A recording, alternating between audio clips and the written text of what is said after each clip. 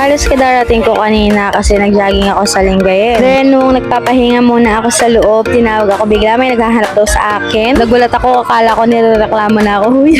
Ngayon pala may supporter po tayo na nakafollow dito sa ating page, ang pumasyal sa atin. Si Sir daw ay may pupuntahan sa Alaminos, kaya dinaanan po tayo. Ayan, kasama niya ang kanyang kaibigan. Then tinanong ni Sir kung pwede daw magpa-picture. Sino ba naman ako para humindi, huy? Pinasyalan po nila tayo para maka-meet and greet. Then humingi na din po sila ng stickers. Maraming salamat po sa pagbisita. Appreciated po. Then nung nakapagpahinga na, ayan, nagtrabaho na po tayo. Gumawa tayo ng driver shade. Kukunin na kasi bukas siya dahil every Sunday lang po ang schedule ng ating customer from Binmali. At ayan po ang ating mga kasama sa trabaho. Kasalukuyan din po nilang nagbibuild ng mga sidecar units. If ever by Monday, sabi, gagawa daw kami ng sidecar. Tingnan natin kung makakapag-build ulit.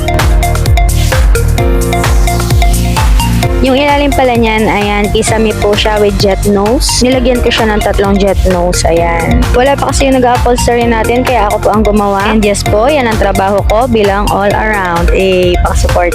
After ng unit na yan, 2 LRT naman po ang gagawin natin. Then isang kalesa type na pure stainless. Yan na muna, salamat sa panonood.